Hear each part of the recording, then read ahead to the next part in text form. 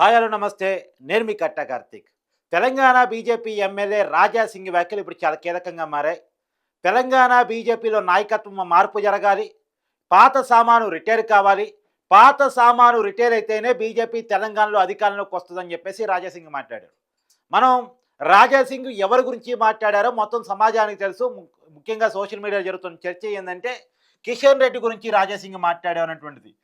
తెలంగాణ బీజేపీలో బీసీలకు అన్యాయం జరుగుతుందని చెప్పేసి మాట్లాడే ప్రయత్నం చేశారు. ఇప్పుడున్నటువంటి పార్టీ నాయకత్వం ఇప్పుడు తెలంగాణ ముఖ్యమంత్రిగా ఉన్నటువంటి రేవంత్ రెడ్డి తోటి రాష్ట్ర సమావేశాలు ఏర్పాటు చేసుకుంటుంది అని మాట్లాడారు. అంటే ఇప్పుడు కిషన్ రెడ్డి, రేవంత్ రెడ్డి రాష్ట్ర సమావేశాలు ఏర్పరచుకుంటున్నారు. ఒక కామన్ ఐడియాలజీతో ముందుకెళ్తున్నారు. ఒక కోఆర్డినేషన్తో ముందుకెళ్తున్నారు. దానివల్లే బీజేపీ రాష్ట్రంలో ఎదగటం లేదు అనేటువంటిది ఈ రాజా సింగ్ చేసినటువంటి కామెంట్స్కి అర్థంగా మనకు తెలుస్తూ ఉంది. ఇక్కడ నిజానికి రాజా సింగ్ ఇలాంటి సంచలన కామెంట్ చేయటం, ఇలాంటి మాటలు మాట్లాడటం ఇవాళ కొత్త ఏం కాదు. గతంలో కూడా అనేక సార్లు మాట్లాడే ప్రయత్నం చేశాడు. రాష్ట్ర పార్టీ మీద తన ఆగ్రహాన్ని వ్యక్తం చేసే ప్రయత్నం చేశాడు. ఎప్పుడూ కూడా రాష్ట్ర పార్టీతో సరైన కోఆర్డినేషన్ తోటి గోషామహల్ ఎమ్మెల్యే రాజా సింగ్ ఉండడు. కాకపోతే ఇప్పుడు చేసిన కామెంట్స్ ఎక్కడో బీజేపీ క్యాడర్కు తగులుతూ ఉన్నాయి. అందుకనే బీజేపీలో చాలా పెద్ద ఎత్తున చర్చ జరుగుతూ ఉంది. ఒక పక్కనేమో అటు బీఆర్ఎస్ మీద వ్యతిరేకత వచ్చి బీఆర్ఎస్కి అధికారం అయింది. ఇంకో పక్కన అధికారంలో ఉన్న కాంగ్రెస్ మీద తీవ్ర వ్యతిరేకత వస్తూ ఉంది. బీజేపీ ఒక పక్కన బలపడాల్సిన పరిస్థితి కనపడతా ఉంది. మొన్న ఉత్తర తెలంగాణలో ఎమ్మెల్సీలు జరిగితే గ్రాడ్యుయేట్ ఎమ్మెల్సీ కానీ టీచర్స్ ఎమ్మెల్సీ కానీ బీజేపీ సానుభూతి పనులు గెలిచినటువంటి పరిస్థితి. గ్రాడ్యుయేట్ ఎమ్మెల్సీ అయితే డైరెక్ట్గా బీజేపీ క్యాండిడేటే. టీచర్స్ ఎమ్మెల్సీ ఏమో బీజేపీ సానుభూతి పరుడు మల్కా కొమరయ్య, అతను గెలిచినటువంటి పరిస్థితి. మళ్ళా అది దాదాపుగా 43 నియోజకవర్గాల పరిధి, మామూలు విషయం కాదు. దాదాపుగా కరీంనగర్, నిజామాబాదు, ఆదిలాబాదు, మెదకు 4 జిల్లాల పరిధిలో బీజేపీ గ్రాడ్యుయేట్ ఎమ్మెల్సీని గెలవగలిగింది, టీచర్స్ ఎమ్మెల్సీని గెలవగలిగిందంటే బీజేపీకి సానుభూతి ఉంది. బీజేపీ వైపుగా జనం ఉన్నారు. మొన్న పార్లమెంట్ ఎన్నికల్లో కూడా 8 పార్లమెంటు స్థానాలను బీజేపీ గెలవగలిగింది. మొత్తం 17 స్థానాల్లో 1 ఎంఐఎంకి తీసి పక్కన పెట్టేస్తే 8 కాంగ్రెస్ గెలిస్తే 8 బీజేపీ గెలిచింది. అంటే కాంగ్రెస్కు ప్రత్యామ్నాయం బీజేపీ అనుకునేటువంటి పరిస్థితి. అంటే అయినా సరే బీజేపీ ఎందుకు రాష్ట్రంలో అధికారంలోకి వస్తున్న కూపును తీసుకురాలేకపోతుంది? రాష్ట్ర ప్రభుత్వం బీజేపీ ఏర్పాటు చేయబోతుంది. 2028 తెలంగాణ బీజేపీదే అనేటువంటి ఒక వాతావరణాన్ని బీజేపీ రాష్ట్ర నాయకత్వం ఎందుకు తీసుకురాలేకపోతుందని బీజేపీ క్యాడర్ కూడా కొంత మనేది పడతా ఉంది. మీకు ఒక చిన్న ఉదాహరణ చెప్తా. అంటే బీజేపీ క్యాడర్ మనేదికి ఉన్నటువంటి వాస్తవాన్ని చెప్పే ప్రయత్నం చేస్తా. ఇప్పుడు దుబ్బాక బై ఎలక్షన్ మీకు గుర్తుందో లేదో కానీ నిజానికి కేసీఆర్ మీద వ్యతిరేకత ఉంది. కేసీఆర్ రాబోయే ఎన్నికల్లో ఓడిపోయే అవకాశం ఉంది అనే ఒక టైంలో బీఆర్ఎస్ తప్ప ఇంకొక పార్టీ లేదు తెలంగాణలో, కేసీఆర్ తప్ప ఇంకొక నాయకుడు లేడు, కేసీఆర్కి సమానమైన నాయకుడు లేనే లేడు అనుకుంటున్న సమయంలో దుబ్బాకలో జరిగినటువంటి బై ఎలక్షన్ అక్కడ రఘునందన బీజేపీ ఎమ్మెల్యేగా గెలవటం ఫలితంగా కేసీఆర్ ఓటమికి పునాదులు పడతా ఉన్నాయి.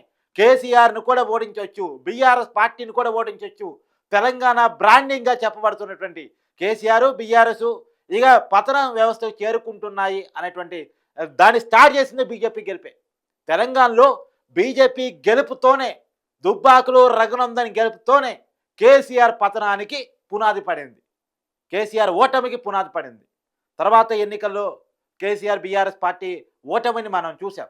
అయితే అలాంటి సరే బీజేపీ వల్ల కదా తర్వాత కూడా హుజురాబాద్లో ఈటెల రాజేందర్ బీఆర్ఎస్ మంత్రి అంటే క్యాబినెట్ మంత్రిగా ఉన్నట్టు పార్టీకి రాజీనామా చేయాల్సి రావటం ఫలితంగా బీజేపీలో చేరి బై ఎలక్షన్కి వెళ్ళి కేసీఆర్ ఎంత ప్రయత్నం చేసినా సరే గెలిచాడు కదా. అంటే బీజేపీ కూపు వచ్చింది కదా. తర్వాత కోమటిరెడ్డి రాజగోపాల్ రెడ్డి గెలిచినంత పని చేశాడు కదా, బీజేపీ కూపు వచ్చింది కదా. కానీ ఎక్కడ ఉపయోగించుకోలేకపోయింది బీజేపీ?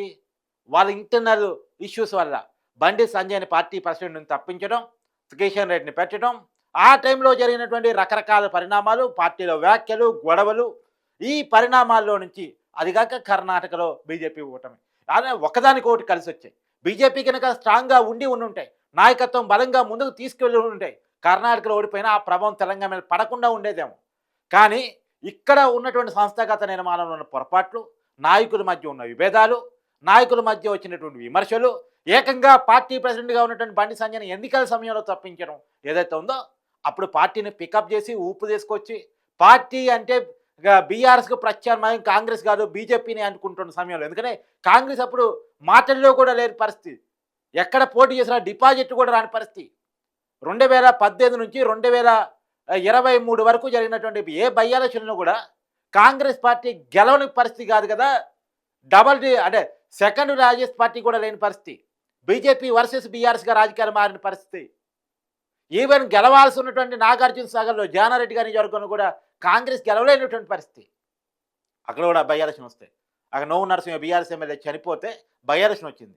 అది జానారెడ్డి గారి నియోజకవర్గం. కానీ గెలవనటువంటి పరిస్థితి. స్వయంగా జానారెడ్డి గారే ఓడిపోయినటువంటి పరిస్థితి. కాబట్టి ఈ పరిస్థితుల్లో కాంగ్రెస్ పార్టీ కేవలం బీజేపీ వైఫల్యాల వల్ల, బీజేపీ నాయకత్వంలో వచ్చినటువంటి లోపాల ఫలితంగా కాంగ్రెస్ ఎదిగి బీఆర్ఎస్‌కు ప్రత్యామ్నాయం కాంగ్రెస్‌గా ఎదిగి రేవంత్ రెడ్డి కొట్లాడిన ఫలితం, రేవంత్ రెడ్డి మాట్లాడిన ఫలితం, రేవంత్ రెడ్డి మాటలు ఇచ్చిన హామీలు ఇవన్నీ కలగలిపి మళ్ళా కాంగ్రెస్ పార్టీ పికప్పే గెలిచినటువంటి పరిస్థితి. మరి అసెంబ్లీ ఎలక్షన్స్‌లో ఏమన్నా బీజేపీ బాగుపడిందంటే కేవలం 8 సీట్లు గెలిచింది. 8 స్థానాలని పార్లమెంట్‌లో గెలవగలిగిన బీజేపీ అసెంబ్లీలో కూడా 8 స్థానాలనే గెలవగలిగింది. ఇది బీజేపీ క్యాడర్‌లో ఉన్నటువంటి బాధ. అధికారం వచ్చే అవకాశం ఉన్నా చేతులారా పోగొట్టుకున్నాం మనం. బీజేపీని రాష్ట్ర వ్యాప్తంగా సంస్థాగతంగా నిర్మాణం చేయలేకపోతున్నాం. 119 నియోజకవర్గాల్లో క్యాండిడేట్స్‌ని తయారు చేసుకోలేకపోతున్నాం. నిర్మాణాన్ని తయారు చేసుకోలేకపోతున్నాం. బలమైన లీడర్స్‌ని ఆకర్షించడంలో పొరపాట్లు జరుగుతున్నాయి. అవకాశం ఉంది. ఇప్పుడు బీఆర్ఎస్‌కి అధికారం పోయింది. పార్లమెంట్ ఎన్నికల్లో వాళ్ళకి 0 రిజల్ట్ వచ్చినాయి. మొన్న గ్రాడ్యుయేట్ టీచర్స్ ఎమ్మెల్సీలో బీఆర్ఎస్ పోటీ చేయలేని పరిస్థితి, పోటీ చేయని పరిస్థితి. మరి అయినా సరే బీఆర్ఎస్ఏ కనపడుతుంది కాంగ్రెస్ ప్రత్యామ్నాయంగా. కేటీఆరే కనపడుతున్నాడు రేవంత్ రెడ్డికి ప్రత్యామ్నాయంగా. హరీష్ రావే కనపడుతున్నాడు రేవంత్ రెడ్డికి ప్రత్యామ్నాయంగా. కేటీఆర్, హరీష్ రావే కొట్లాడుతున్నారు బలంగా. ఇప్పుడు రేవంత్ రెడ్డి మీద వ్యతిరేకత వస్తే ఎవరికి మీరు ఓటేస్తారంటే కేటీఆర్, హరీష్ రావు కనపడుతున్న పరిస్థితి. ఎక్కడ పొరపాటు జరుగుతుంది? ఒకవైపేమో పాజిటివ్ రిజల్ట్స్ బీజేపీ కనపడుతున్నా సరే ఎక్కడో ఫోకస్ తగ్గుతూ ఉంది.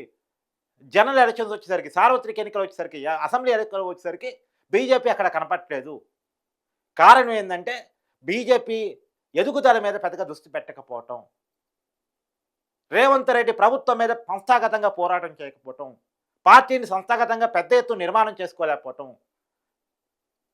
యాక్చువల్గా బీజేపీ బలమే సంస్థాగత నిర్మాణం. మరి ఆ పొరపాట్లే బీజేపీ క్యాడర్ని ఇబ్బందులు నడుస్తున్నాయి, మనోవేదనకు గురి చేస్తున్నాయి. అందుకని గతానికి మించి రాజాసింగ్ చేసిన కామెంట్ గతంలో చేశాడు, కానీ ఎప్పుడూ చూపించిన ప్రభావం ఈసారి కామెంట్స్ విషయంలో చూపించడానికి కారణం ఏంటంటే బీజేపీ క్యాడర్కి ఈ రాజాసింగ్ కామెంట్స్ కనెక్ట్ అయినాయి. బీజేపీ క్యాడర్కి రాజాసింగ్ కామెంట్స్ కనెక్ట్ అయినాయి.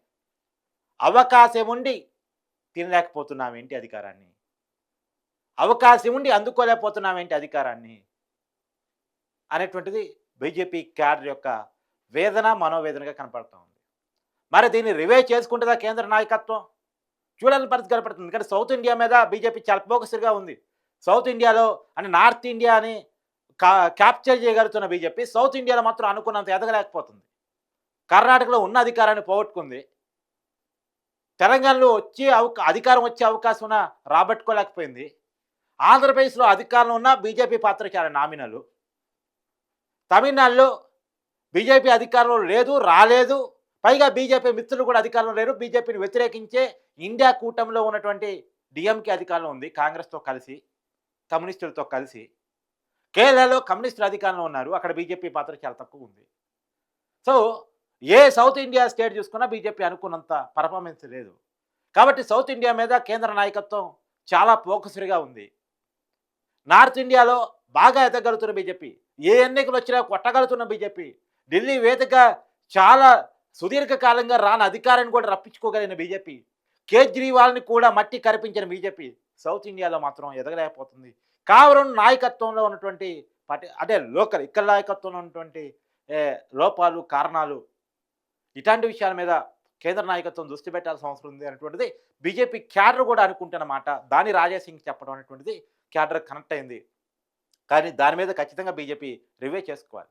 మొన్న బండి సంజయ్ నాయకత్వంలో ఉత్తర తెలంగాణలో పెద్ద ఎత్తున బీజేపీ గెలిచిన పరిస్థితి. మరి ఆ ఊపుని హైదరాబాద్లో కూడా జీహెచ్ఎంసీ ఎన్నికల్లో బీజేపీ చూపించగలదా? చూపించే అవకాశం ఉందా?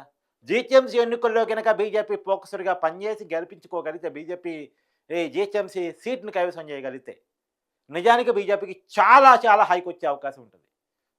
కానీ నిజానికి వాస్తవ పరిస్థితి బీజేపీ పెరిగిన మాట వాస్తవం, జీహెచ్ఎంసీలో సీట్లు పెరిగే మాట వాస్తవం.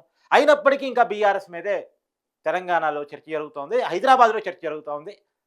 అరే కాంగ్రెస్కి ప్రత్యామ్నాయం ఎవరు అన్న కాడ బీఆర్ఎస్ని చూస్తారా, బీజేపీని చూస్తారా అంటే ఇప్పటికీ బీఆర్ఎస్ని చూస్తారు అనేటువంటి పరిస్థితి కనపడతా ఉంది.